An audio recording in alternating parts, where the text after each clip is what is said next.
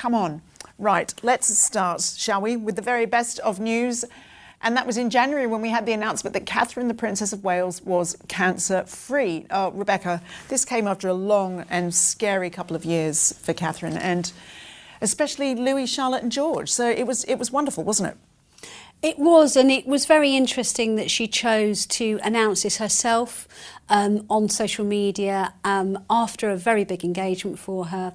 And I remember getting a very kind of early heads up that this was coming, and just, you know, feeling my shoulders relax, an overwhelming amount of happiness for her and the family. I mean, that was my first thought as a mother when that news came out. I just had a little image of Louis's little face, you know, when she first announced that she's having treatment, and you're just thinking, oh, that poor family, those poor kids. So it was really, really good news indeed that she was, you know, finally in remission. And what was the special royal appearance that the announcement coincided with? Yeah, I think it was a very deliberate one. She decided to go back to the Royal Marsden Hospital in London where she'd had her own cancer treatment, so it was very meaningful for her.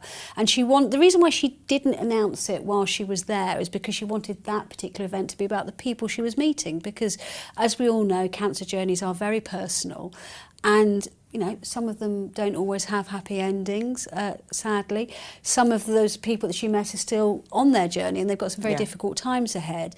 And I think there were some fascinating insights into her own experience that she's not talked about. And she was talking with one of the patients there about how she became attached to the port mechanism that was put into her chest to have the chemotherapy treatment. And again, we had no idea she'd gone through something like that. And it gave me an indication of how terrifying that experience must have been, that she was attached to something like that, because it was the thing that might actually bring her through this and ensure that she had a long and happy, healthy life ahead of her. So it was a really, really, really important engagement, and one that she did very much under her own terms. Indeed. Now, Richard, of course, this meant we ended up seeing a lot more of Catherine this year at royal engagements. Anything stand out to you as a highlight? Oh, for me, it's been the state banquets. I mean, because we've had several state visits this year. We've had the lovely banquets that go with it at Windsor Castle. And it's been a chance for Catherine not only to dig out those great tiaras and jewels, but to wear some beautiful dresses. Yeah. The one that really struck me was actually quite recently was on the German state visit when, wow, I remember when that photograph came out and we all thought, wow, it really is an amazing dress.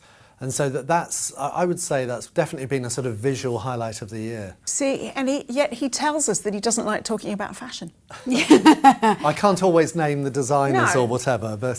that is perfectly all right. And she wore that magnificent tiara, the Oriental tiara for that, so it was just a proper princess moment, wasn't it? Yes, and that was the tiara that had only ever been worn by queens in the past. Yes. And was definitely the biggest tiara that we've ever seen Catherine in, wasn't it? So it was a really regal, striking impression, I'd say. And I think, you know, what struck me is she's always looked so happy, like that megawatt smile that everybody turns out to see. It seems clear that making that return really meant a lot to Catherine, to public duty. Would you say that's true?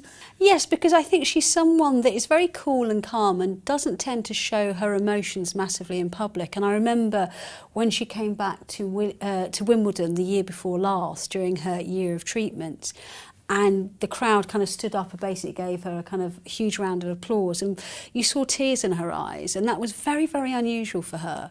You know, I'm not saying she's not emotional in private, but she is very good at controlling it in public. Yeah. And so you could see that, how much that meant to her. And, you know, she's done this, as I've said on the programme before, and in some of the features I've written, you know, fairly recently for Mail Online. She's done it under her own terms and showed a real strength of character about how she wanted to manage her illness, what she gave to the public and when she gave to the public, and that she wasn't going to be rushed on this return to public duties as well, because obviously the public appetite is massive to see her. That's the thing, though, is like the return to public, it really does mean a lot to people, doesn't it, to see her? Well, she is one of the rock stars of the royal family, and I know she likes the focus to be on her work, and I think it has become increasingly so over the years. But, you know, people love to see her public appearances as well. I think they kind of obsess slightly less so nowadays over what she wears, but that's still an important part of being out there, being a professional working member of the royal family. And I think, you know, that whole package is something we've sorely missed over the year that she was out of the public limelight. Now, speaking of all of her public public engagements and always looking so fabulous. I believe that you, Rebecca, have hand-selected the pictures for one of our fabulous, famous montages. For once, because I have to say our team do such a brilliant job. You know, I think we talk about behind-the-scenes team, and their montages. You know, do you remember when we started them? And you know, they got such a great public reaction. Like, we're going to make this a feature of the show, and that is down to the really clever photographic work that goes behind the scenes in picking those pictures. But today it's on you. Yeah, God forbid. Exciting. Well, what a treat. Stick around to the end of the episode for that. My daughter always asks me, what's the montage this week? Oh, does she? Yeah, and I say, well, you have to watch. You got to watch. While we're on the subject of better health news, Rebecca, despite a wobble in March, we now know that the King is indeed responding well to his treatment. We do. So this year has been kind of bookended by King cancer announcements. Obviously at the start of the year we were told that unfortunately his treatment would be continuing into this year, and there was a slight element of doom and gloom about that, although I was always told, look, what we're doing is giving him the best chance of completely beating this and living as long and healthy life as he possibly can. So I was always urged not to see the negative in it. And come the end of the year, through a year where we've seen him working his socks off all year, travelling the length and breadth of the country and abroad as part of his duties as head of state, we've had the wonderful news that cancer treatment, although it will continue into 2026, it's going to be in what we call a precautionary phase. Right. So it's going to be not weekly anymore, much more occasional, as and when if needed.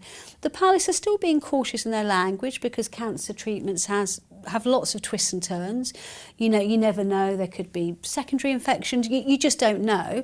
But it's really as optimistic as a kind of prognosis as we could hope that they would give. Yeah. So it's great news. And as Rebecca touched on, Richard, I mean, it certainly didn't seem to slow him down any this year, didn't it? The 3 state visits, France, Germany, the US, quick fleeting visit to Canada in May, the historic visit to the Vatican in October. I mean, it would be a lot for a man half his age, which is about 38 and a half years. Yeah, I mean, it sounds an odd thing to say, but it's almost like it's given the King another lease of life, because he gives the impression of someone who is, he has waited sort of almost all his life for this moment to become king.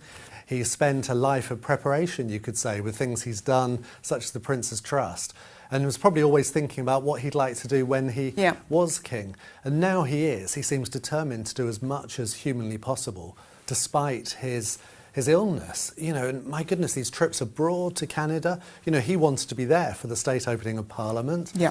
And to the Vatican, that meant a lot to him, clearly, to be praying with the Pope. That's a really historic moment that's been overlooked slightly. And then the wonderful state visits we've had here, which he gave every impression of enjoying. I mean, to be honest, sometimes he looks tired. Often if he's having 3 or 4 successive days of engagements, but they would tire someone who was half his age and fully fit. So for him to do what he's done over the last year is really impressive. It really is. And I was to say, Joe, if you don't mind me adding, there's a big piece I did for the Mail on this when I knew the announcement was coming out, and I think you can still get it on Mail Online, and the way he's conducted this, his reaction. I was told by a very good source of mine that when he was diagnosed, which obviously was a huge blow for him and Queen Camilla personally, but he also wanted to tell his staff personally, and he kind of called together his senior staff. And without kind of giving too much of the game away about this big piece I've written, when he told them, one member of staff went kind of instinctively, oh, that's a bit of a bugger. And then thought, oh God, no, this is the moment I'm finally going to get sent to the Tower. And he turned round and they said, a kind of smile flickered on his lips, and then he gave a giggle and he went, yes, it is a bit of a bugger, isn't it? And they, it was explained to me that kind of really has characterised the way he's lived a very, very public illness, which, if he wasn't for a king, should be a private matter for him. But he's chosen to live this out in the public eye and say, look, this is what I can tell you about it. And, come with me on this journey, because I'm still going to be working for you really hard as your head of state. And if there's anything that I can help people with through living my illness in a public way, in terms of cancer awareness, getting people more screened, getting people more tested, then let's hope something good comes out of it. Indeed. So very positive. It's amazing. Well, speaking of senior members of the royal family who are more than pulling their weight, Princess Anne is showing the kids how it's done. I mean, she really is, Rebecca, and she turned 75 this year. Yeah, so I haven't totted up yet because it takes quite a while, because you have to do it the old-fashioned way, with your fingers and thumbs, the official number of engagements. But in 2024, she was the hardest working royal with 474 engagements. I'm pretty sure it's going to be thereabouts this year. And as you say, you know, at 75, I wrote a, big feature about that early on this year, basically saying kind of people always call her the best queen we never had, proper chip off the old block. And what I love about it is that she does it completely uncomplainingly, and without any fanfare. Journalists like me don't tend to be invited on her engagements unless there's a good reason for it, because A, frankly, she doesn't want us there, and B, she does such a good a job of it without the publicity. People like her so much, her publicity, her polling ratings are still high. Her attitude is, well, if it ain't broke, why fix it? We are so lucky to have Princess Anne, aren't we? I mean, think about it. She's really, in addition to what the King's doing, she's providing that extra service. I mean, when Prince William becomes king, for example, he always assumed he'd have Harry performing that sort of role, and he won't have anyone. Yeah. So, we really enjoy it while it lasts. I mean, hopefully, eventually, perhaps Princess Charlotte will fulfil that role next to her older brother. Absolutely. OK, well, we've spoken about the grandparents, we've spoken about the parents. Now, let's talk about the kids, the lovely kids, by which I mean the wonderful images we saw of Prince George back on VE Day in May. And in fact, Jacqueline Reid wrote to us and said, my special moment of 2025 was seeing our lovely Prince George interacting with the veterans from VE Day. He embodied the care shown by his parents, and his caring nature belied his sensitive years. Oh, Rebecca, do you think those photos did give us a snapshot of the future in a positive way, and and about how George will grow up? Absolutely. But as a mum, I don't want to kind of make him feel like he's got a very prescribed path or put pressure on him, because children are children at the end of the day. Yep. And, we've all been there in a nativity play, for example, where our child was meant to be the star or the Mary, and we've kind of watching them scratching their face, or the moment they take the microphone, the song they've practiced all year round, and suddenly nothing comes out and they burst into tears. So I'm always very conscious, that we don't put that kind of pressure on him. But that said, what we saw this year, and I think the VE Day events were a perfect example of it, is he knows already how to conduct himself in public. And I mean, it was fantastic because it's a subject that interests him, like a lot of boys that age. He's fascinated by the Second World War, and William's often spoken about, how his son knows all the planes off by heart and their names and what they look like. So you could see he was genuinely fascinated with these elderly veterans and about the stories they had to tell. So I think that's really positive. I just don't want to make him feel like everyone is watching his every move, every moment of the day. Understood. But Richard, we also saw George with his mother at the Royal British Legion Festival of Remembrance, and that was in November, obviously, and it was really emotional, wasn't it? Yeah, I think the thing that stuck in my mind, actually, was the images of him singing the hymns with real gusto. He was really sort of making an effort. And I think that was a conscious follow-up to him meeting those veterans earlier in the year, when I think his parents clearly think he's taking an interest in this. And, it's really important. He's a, future Commander-in-Chief of the Armed Forces, and it's important for him to have that connection. I mean, it would be very interesting to see if he serves in the Armed Forces as his father did. And, there's been some suggestions he might not, but we'll see. I bet he does in the end. Interesting. But it's that they're clearly keen to nurture that connection, and that's very positive, I think. And I think, sorry to interrupt you, I think it's always also worth mentioning that, we're going to see even more of him, because in the last few days he's been privately with his father to The Passage, which is a homeless charity that William's been involved with for a number of years, and helped his father serve up Christmas dinner, and that Kensington Palace will be putting pictures and some kind of images and some footage of him doing that. Now, the reason why there wasn't a big media event around it is it's these are people with very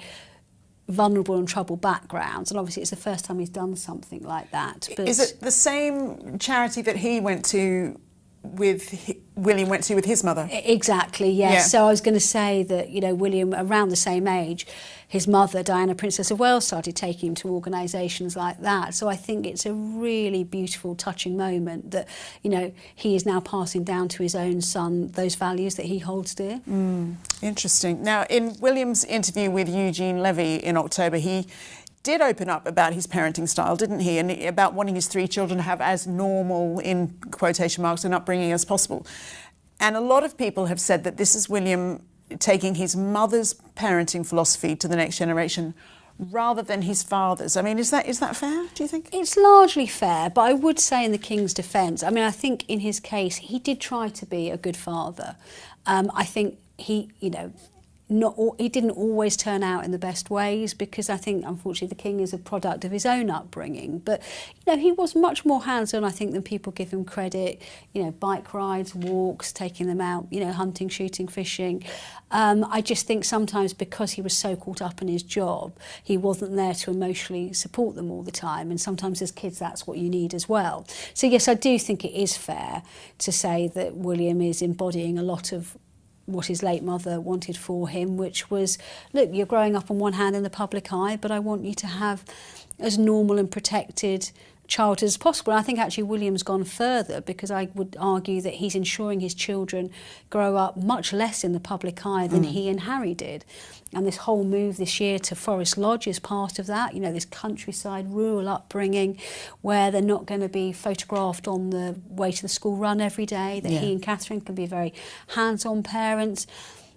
And I think those special moments that we do see the children in public, like most recently at the Princess of Wales's carol service, we can see what lovely, unaffected young children they're growing up to be. So it seems like that parental style is working. Well, now, true to our word, there will be no bad news in this broadcast, but if you want to dwell on the year that a certain former Prince Andrew had, we've got you covered. That's because our very own Richard Eden has a special episode of Reading the Royals, which is coming this January, and it's all about the fall of the House of York. Single word answer from you, Richard. Is it true that you've been working very hard on that? Yes. There you I go. can't wait. That's all we're going to say. A promise is a promise. So look forward to that in January. Now, moving on to some of your Christmas-themed comments. Lots of you will be watching this episode on Christmas Day. So if so, say hi to the family for us. Every year we get hundreds of comments about what the royals get up to over their Christmas. For example, Katie B has asked, please tell us everything you know about how the royals celebrate Christmas. And Merry Christmas to our favourite dream team. Aw. Joe, Rebecca and Richard, and to everyone at Palace Confidential. Well, Merry Christmas to you too, Katie. Thank you for watching. Rebecca, I bet you know loads about what the royal family are up to over Christmas. Yeah, I think they're enjoying themselves more than me, because I'll actually be working Christmas Day. Oh. But, you know, I do love my job. It's live Christmas Day right now. We're all working. Yeah. I do love my job. So for them, they obviously gather at Sandringham in Norfolk. It hasn't always been the case. They used to celebrate Christmas at Windsor, but last few decades we've been back at Sandringham. And they gather on Christmas Eve, and according to Germanic tradition, obviously Christmas was almost invented in this country by Queen Victoria and obviously Prince Albert, who brought many of the traditions we know today over. Yep.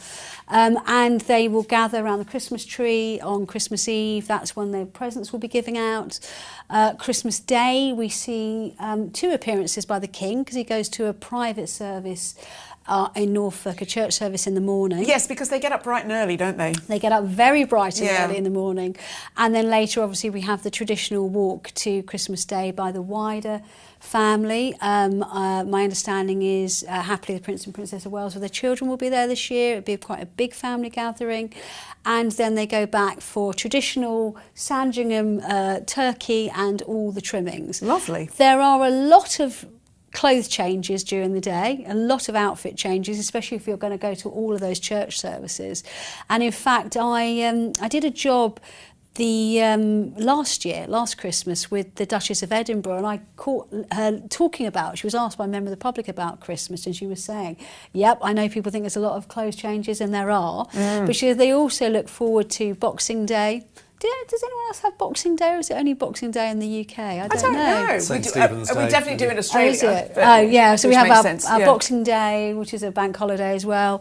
And she said that's their day for kind of kind of getting out in the open, so that's when they go out shooting. There's a lot of dog walks, but she was saying even then there's a lot of clothes changes for that as well. Well, we have a question from Rainy Knight, who wanted to know what type of gifts do the royal family give their staff on Boxing Day? Is that a thing? And what have the royals given them? Yeah, I mean, I don't know about Boxing Day. It's not traditional for Boxing Day, but they do give the staff gifts in the run-up to Christmas. Traditionally, is Christmas pudding, and also little things like every year there'll be a mementos. Like some years, it's one of these ceramic pill boxes that you'll keep, or an engraved jug or glasses. They have their big Christmas parties. I know the big Christmas party was held at Windsor Castle this year. I didn't hear about any gossip, although I did hear about a group of people going to the pub afterwards for a few light refreshments. Cheeky. After the actual official festivities had finished, but beyond that I shall say no more. Well, I've got a little fact in there as well, because I have a friend who used to be the chief locksmith at Buckingham Palace. What a great job. There must be a lot of locks. Once, when we went for a drink on Boxing Day, we all supped from the crystal glasses that the Queen had given him. Oh, you see? So there are the glasses, yeah. Lovely, yeah. Now, here's the important subject. Lots of viewers were very keen to get our Richard in a kilt, including Karen Penelope Singleton, who said, "Come on, Richard, be a sport and wear a kilt for the Christmas show." Thank you for another great Palace Confidential episode. I really enjoyed them. A very Merry Christmas to one and all at Palace Confidential. Thank you very much. And we also received this enthusiastic comment from Jovan. "Richard Eden in a kilt. Yes!" Lots of exclamation Come on, I put my marks. dinner suit. Is this not enough? Oh, you're looking dashing, Ben. But also Annabelle Santiago, who said, "All I want for Christmas is to see Richard in a kilt wearing Santa's hat and his socks. That's all I'm asking for Christmas this year." I mean, that's even small of an ask that Mariah Carey made in her famous song. Well, I think I have said, I'm prepared to wear a kilt when Prince William does. So, Well, all in all, we had 79 separate comments asking to see Richard wearing a kilt. Who's counting? Emily, one of our producers, she did it. She put in the time. "The people have spoken. Richard, my eyesight isn't great, but you are clearly not in the requested attire." Well, the thing is, I am English, and I feel it's a bit inappropriate for an Englishman to be wearing a kilt, but perhaps our viewers take a different view. Richard, you've got to give the people what they want. Look, It's not like you to always be so politically correct. I'll go through my ancestry and see if we can, dig out a Scot in there, and maybe that would justify it. Can I just say, and Richard's going to kill me for saying this, but he admitted this to me when we were all getting changed beforehand, that your face then. You're so scared right now. That he is wearing, he's the Princess Anne of this entire operation, because he is wearing the dinner suit, the dinner jacket and the tie that he wore when he was in his 20s for his student ball. That is impressive. He was saying that the cummerbund might hide a few. Cummerbund, covers a multitude of sins, I can assure you. Yeah. But they are the Princess Anne. I had to give it a shout out, because I'm like, just rewind back though. Were you two getting changed together? No. Yeah. You said when we were getting changed. We were all chatting, but we were coming in and out of different rooms and things. But I had to give him a shout out. Do you know what though? I don't like to disappoint the viewers, so thank goodness in this instance for ChatGPT. As a present from all of us here at Palace Confidential to you, the insatiable viewers, here is Richard Eden wearing a kilt. Enjoy. What do you think, Richard? I think that AI robot's got better legs than me. Oh, you're so modest. Well, there's only one way to prove it, isn't it, Eden? That you get them out on the next time we do a fashion special or a Christmas show, or... We'll see. Yeah, he's sticking to that Prince William thing. Well, last week's Palace Confidential newsletter included a Right Royal quiz, which many of you took part in. And if you missed it, make sure to sign up to our newsletter for free to be involved in the next one by scanning the QR code on screen now or by clicking the link in the description below. I know I promised I wouldn't ask you to do that, but there you go, broken that one already. The questions puzzled even the most devout of royal fans, so we thought it would be only right to ask our experts the same questions and put their knowledge to the test. And before you ask, of course, I will keep score. I've got 6 questions each for you, OK? Are you ready for this? Hold on a minute. I did not agree to this when I said I'd do this show. You're putting us on the spot now. This could be embarrassing, That's particularly the whole point. particularly if the diary editor manages to beat the royal correspondent, the royal editor. I'll be honest, I think these questions are hard. So, gosh. Let's start with you, Richard. Which renowned law firm did William and Catherine unexpectedly move to this year? Was it Payne Hicks Beach, Mishcon de Reya, Ashurst or Farrer and Co? Yeah, I'm at an advantage because that was a story of mine. And it was the firm that Princess Diana used for her divorce, which was Mishcon. Okay, yes, you're correct on that one, which would have been embarrassing if you got that one wrong, let's be honest. Now, I Rebecca. knew the answer to that one, though. Well, let's see if you know the answer. I bet you know the answer to this one. How much is a jar of sage honey with honeycomb from Meghan Markle's As Ever range? Is it $28 or £21.60, $30 or £22.50, $32 or £24, or $40, £30? I've no idea, but I'm going to guess the first one. The first one. No, you're wrong. Oh. It's $32, £24 when you guess £21. I don't know about really prices in the unfair. States, but that's very expensive. It really is, isn't it? That How really- good can a jar of honey be? OK, Richard, your turn. In which country did the King and Queen Camilla mark their 20th wedding anniversary in April? Was it Brazil, Italy, Spain or Portugal? It's a bit unfair because I think Rebecca was actually there at the time, but it was Italy. OK, yes. Right, he's getting the easy questions. Well, let's on see. this. I think you'll get this one. Oh, no, this one's hard. Well, they hard. should be hard. Hold on Come a minute. Did I Richard didn't write these Eden? questions, Did by the way. Richard Eden skew the answers? It looks on that this? way, doesn't it? Yeah, I OK, think so he did. Princess Beatrice had her second child with Edoardo Mapelli Mozzi in January. Their little girl was born several weeks early. And how much did she weigh? Oh, come on, guys. Right, Was actually, it £4 5 ounces, £5 4 ounces, £4 6 ounces, or £5 2 ounces? I was really hoping you were going to say £6 something, because I was going to go for that. It was a few weeks premature. Well, yeah, the wasn't clue it? is that she was preemie. Yeah, £5 something. I don't know. No, £4 5 ounces. This is not fair. This is a fix. I did not write these. I did not assign them. Is a fix. Right, Richard. Oh, you're going to get this one as well. Prince George is off to secondary school next September. Which school has neither one of his parents visited? Is it Harrow, Marlborough College, Eton or Highgate School? Which one hasn't? I know the answer to this one Which as well. school has neither one of his parents visited? Can you just repeat them, please? Sure. Harrow, Marlborough College, Eton College, Highgate School. So, to be fair, we don't know for definite about these, but they have been spotted at various schools. But I don't think Harrow School was one of them. That's right. I know all Richard's questions. Right. OK, I think you'll know this one. Princess Alexandra lives at Thatched House Lodge, Richmond Park. The 6-bedroom property on 1.6 hectares of land has separate stabling, a cottage, garage and summer house. Sounds Where's quite this nice. going? How much rent does the princess pay per year? Oh, Is it £2,200, £4,800, £6,500 or £10,000 a year? The first one, 2000. Yeah, there you go. Well done. Tick. Richard, Queen Elizabeth II's Christmas Day message in 1975. And I mean, don't pretend you haven't got Wasn't them even all. alive, Yeah, right. Don't pretend you haven't got them all recorded. Were you not alive in 1975? Of course he was. Queen Elizabeth's Christmas Day message in 1975 was recorded outdoors for the first time in history. In which location? Was it Sandringham Estate Gardens, at the state entrance of Windsor Castle, the grounds of Balmoral Castle or Buckingham Palace Gardens? Actually, I was about to say it's a barracks in Windsor, but... Well, that's not on the multi-choice. No, sorry, that was later. That was during Yeah. the Falklands War. So this is a guess. Yeah. All right, so in the gardens of Windsor? No. Buckingham Palace.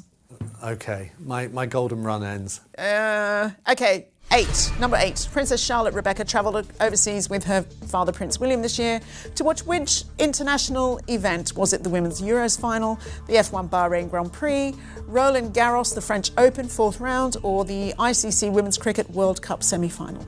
It was the first one. Which was? My mind's gone blank. Women's Footy. Euro final. Footy. Yeah. Footy. OK, very good. Richard, which royal is the first woman to be named Vice Admiral of the United Kingdom? Is it the Princess of Wales, Queen Camilla, Princess Anne or Brigitte, Duchess of Gloucester? Oh gosh, I was about to say, is Princess Anne one of them? No, yeah.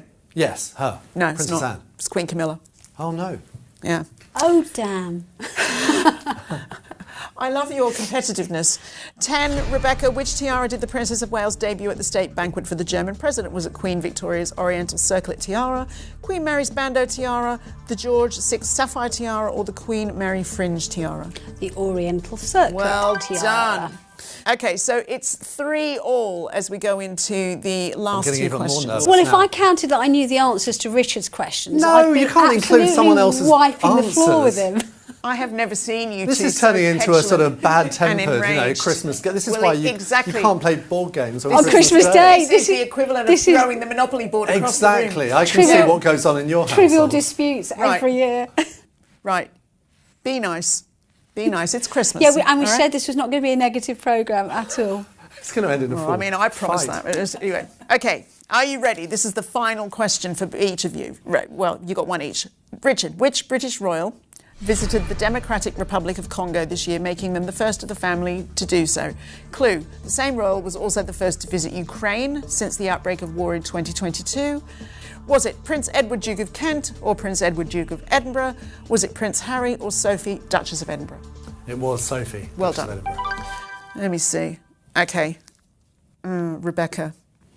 Oh, Joe, don't do this to me. I'm never going to live it down, and he will never stop talking about it. Which of Princess Diana's relatives got engaged this year? Was it Earl Spencer, Lady Eliza Spencer, Lady Kitty Spencer, or Lady Jane Fallows? Oh, gosh. I think you know that one. It's either Eliza or Kitty. Eliza? It is. Which means we have a tie. Oh, no. 4-all. There you go. And in fact, and you did know more answers.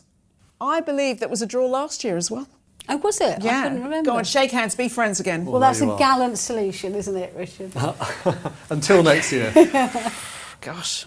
Be glad to get out of here before the tension gets too high. Well, to mark 2025, we want to crown the unsung royal hero of the year. And because we're feeling generous this Christmas, both Richard and Rebecca have nominated people, so there will be 2 winners. Gosh, it's just fairness all around today.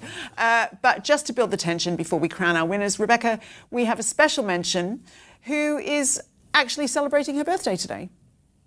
Yes, I mean, when you celebrate your birthday on Christmas Day, maybe some of our viewers, celebrate their birthday on Christmas Day. Do you get 2 lots of presents? I don't know. Not a lot of the time, no. But Princess Alexandra, Lady Ogilvy, she's going to be turning 89 today. And actually, it's really interesting because I was very privileged to be able to cover an engagement with her and the King earlier on this year, and she very rarely does royal engagements now. I don't think her family will, mind us saying that she is frail now. Her health is not great.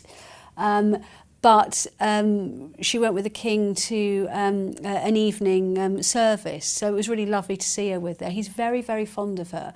And she's now got an apartment at St James's Palace, and he'll often, I'm told, pop in from Clarence's house to have, a cup of tea or a glass of wine and a kind of chat and a reminisce about her. Nice. And she's been a real stalwart of the family for so many decades. Many current, new fans of the royal family might not remember her, but she really was, one of those people who supported Queen Elizabeth through thick and thin over the years. So a very happy birthday to her, as well as a happy Christmas. Yeah, and I have to say there's been a bit of a fuss this year about, the terms of her home. And it's to me, it's felt really unfair because she's someone who devoted her life to helping Queen Elizabeth. And, there she is, yes, now she's too frail to carry out duties. But it seems really mean-spirited to be moaning about the terms she's got this. Bars.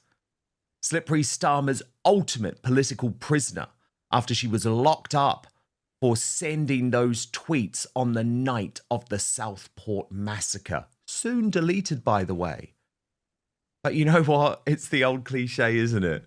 Let's turn lemons into lemonade. And my God, Lucy Connolly has done that.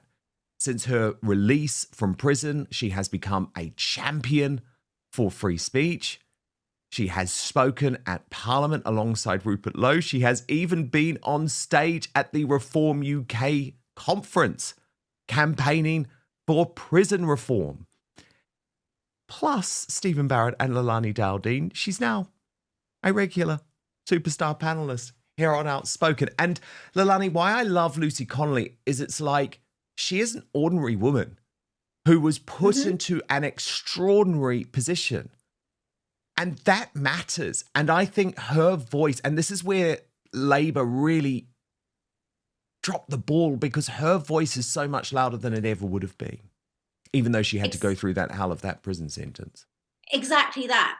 And she has not been silenced. And that's the main thing, that she has come out and she is stronger, and she has not let them silence her for a second. And what happened to her, I just think is absolutely horrific. But it went all around the world, so that it shows how tyrannical and horrific that this government is. You can contrast it with, as I said, Hugh Edwards, who just walked free from jail for the worst possible, quite things, I don't even want to say it, with the children on his phone, and you walk free from jail, yet Lucy Connolly goes in. So you contrast what's happening in the UK, and you just see how so anyway, sorry, I'm going off point because it actually makes me so angry. But Lucy Connolly is out of prison. She's speaking about it. She's telling everyone to speak out. She's fighting for free speech. She hasn't withdrawn into a shell, which would have been the absolute worst thing that she, that she could have done. So to me, I think she's absolutely heroic that she's out there and she's, fighting for us to be able to say what we want to say. Totally. And when you look, yeah. And Stephen Barrett, I guess she's a walking, talking illustration that two-tier justice does exist in two-tier Britain, and that free speech doesn't exist, Stephen. No matter how many times Keir Starmer might lie to Donald Trump, might lie to JD Vance, oh, we've had free speech for a very long time in Britain. Yeah, we did. We don't anymore. We don't. And two-tier is absolutely real. I mean, the greatest, for me, the peak surrealness of two-tier was when we made a Home Secretary, Suella Braverman, resign for admitting that two-tier existed. We literally forced her out because she just admitted the problem. I mean, that is just absurd. And I hope that was probably the peak of it. But Lucy getting 31 months when there's a child rapist case I saw yesterday who got 18 months. I mean, this is just absolutely absurd. This is what we are falling into a form of slow communism, and it's just as bad as quick communism. And it's where the police and the law are simply used against political opponents, whereas actual criminals wander the streets freely. And I think we can all see this. And Lucy Connolly is the totemic example of that. And that's why we're all rejecting it. For goodness sake, she was a mum who tweeted. I personally don't think that her tweet did break the law. That's my legal opinion. And I wish that it had been challenged. I think that the state behaved in a totally disproportionate and monstrous way in order to force her to plead guilty.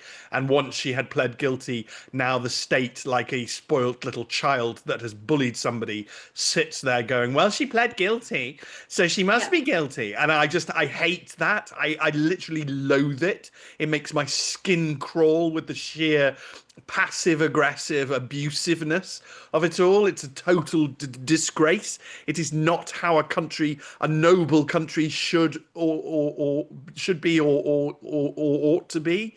And I loathe the entire thing. I love the fact that she is becoming a celebrity, because that shows that whilst this is a tyranny, this is a tyranny of weak men. Okay, and ultimately, as long as she refuses to be cowed, they can't even stop her. So from their point of view, she's just a mum, and we did our little bit of bullying. Yeah, but as long as she refuses to give in, as long as she stands strong, the weak men can do nothing to her. And they are exposed as the cowardly, snivelling little men that they are. I'm going to start using a phrase on Twitter. I'm going to start calling them wee men. I'm going to call them the wee man. And it's all for all these little lefty politicians who are just, and they're not, and I've got friends on the left, so I hate that I have to sort of use the phrase the left.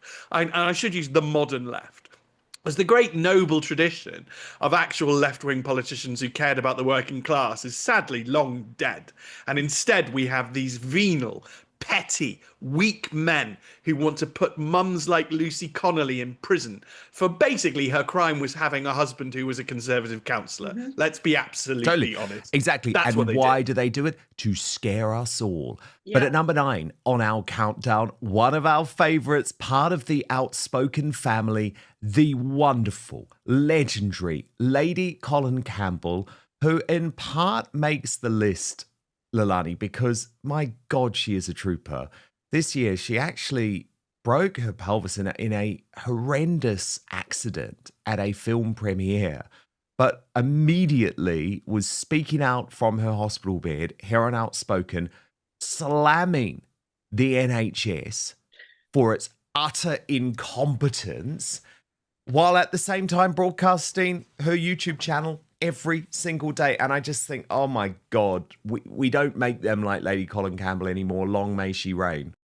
Okay, half of you watching this are not subscribed to Dan Wootton Outspoken, and the best way you can support what we do is by hitting that subscribe button. It is completely free, and turn on the notification bell to be alerted to our new episodes.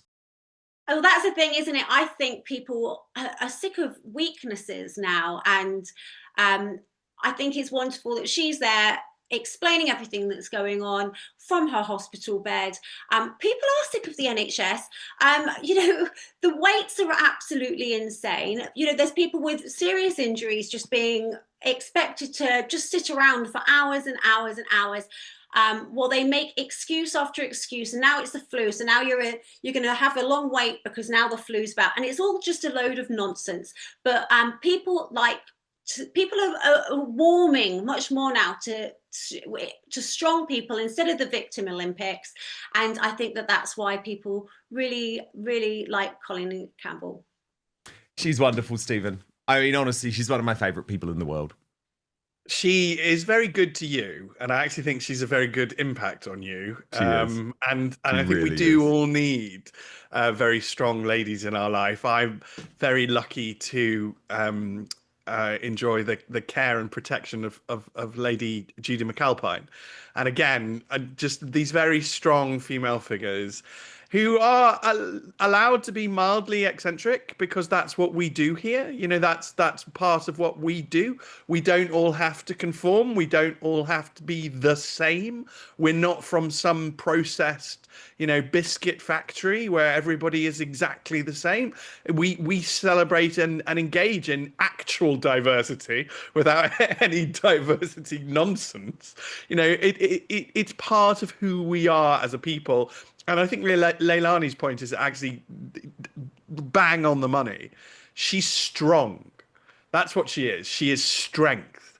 And we need to get strength back. Because if we're living in this age of these diddy little wee men, then I think we need to go back to an age of strength. And by the way, Gen Zers, young people love it. She's constantly going viral on TikTok. People love that no-nonsense approach. They're sick of the woke-topians pandering to them. And young people actually love Lady Colin Campbell. But look, at number 8 on our list, another favourite of ours, Alison Pearson, legendary Daily Telegraph columnist, my partner in crime when it came to delivering Lucy Connolly's story to the world. And it really was Alison Pearson's feature in the Daily Telegraph that was able to change opinions.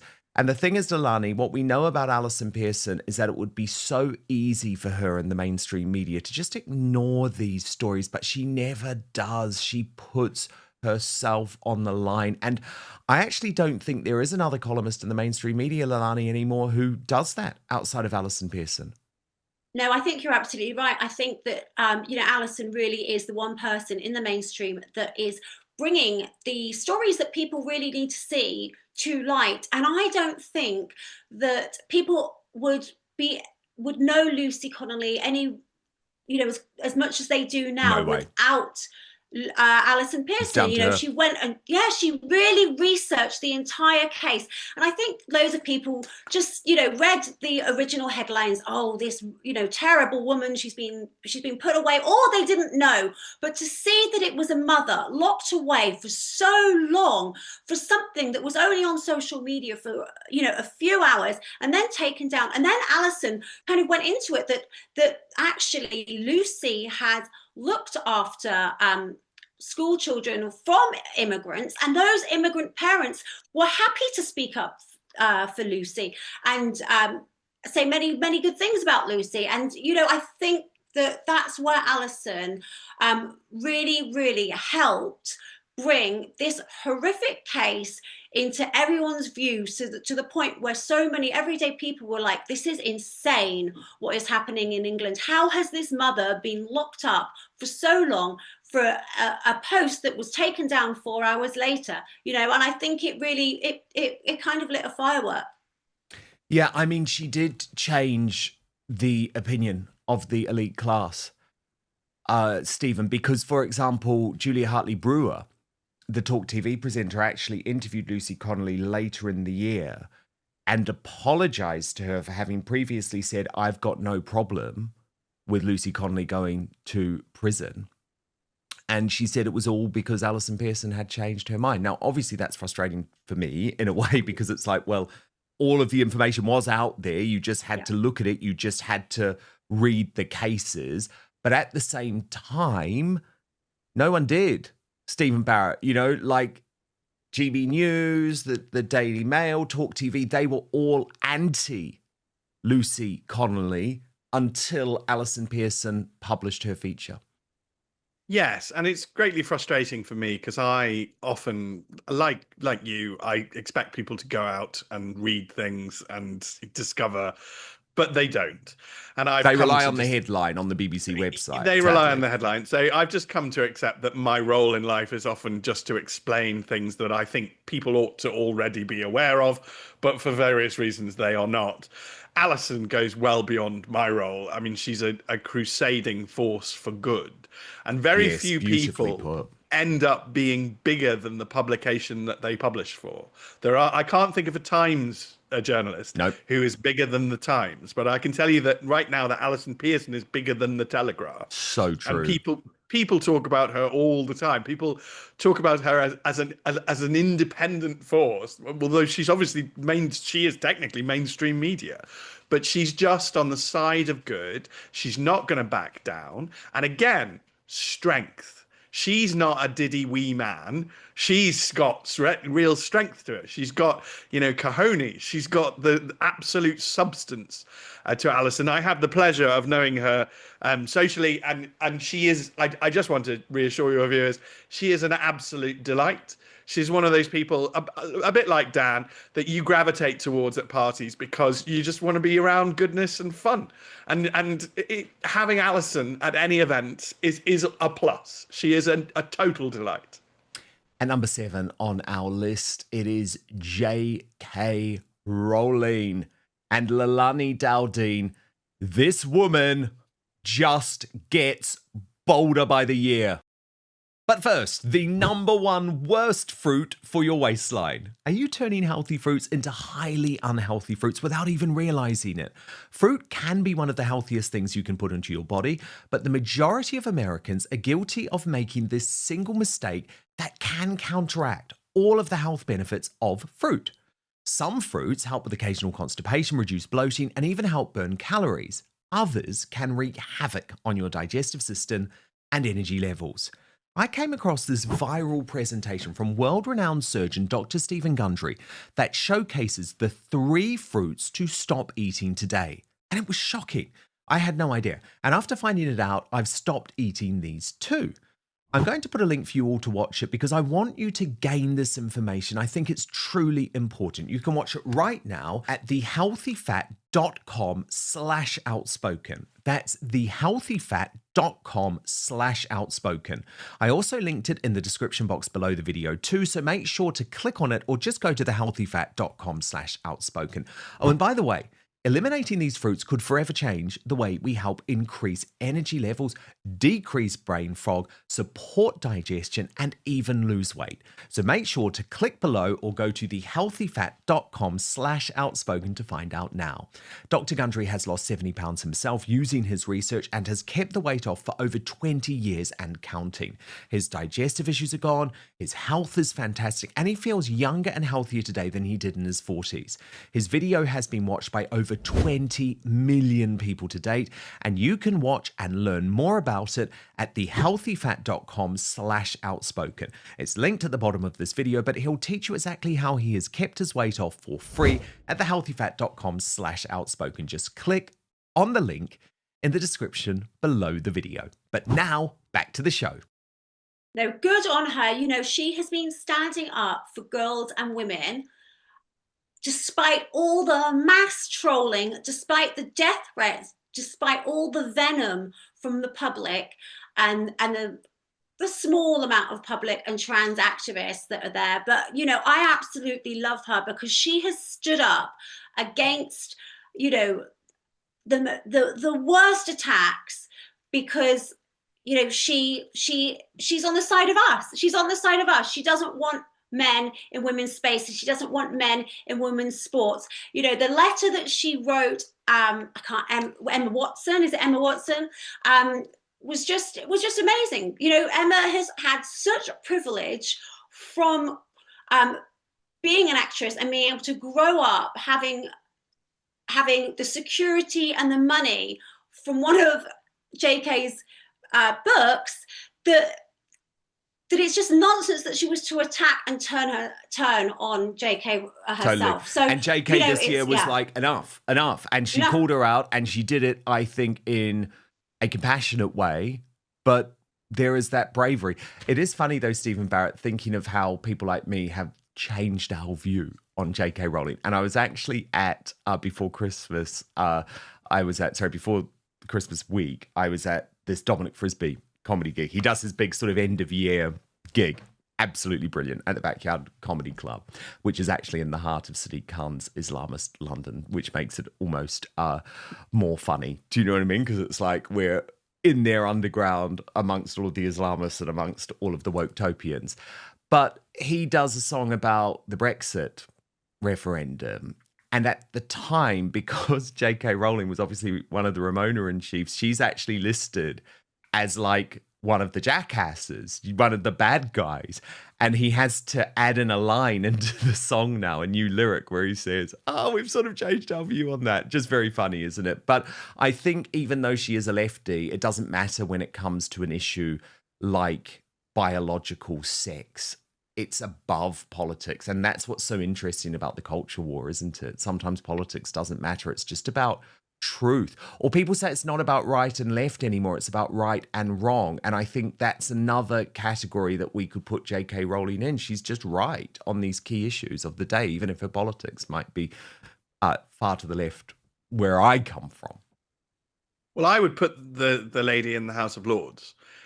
Because I think she would be a great credit to that institution and of great benefit to the nation. As you say, I think that the slightly introverted, narcissistic politics of what I call party politics is dying, because we are facing such massive crises, such obvious fights between basic good and basic evil, that what we're going to see, and what I hope to see, is what I call the coalition of the decent.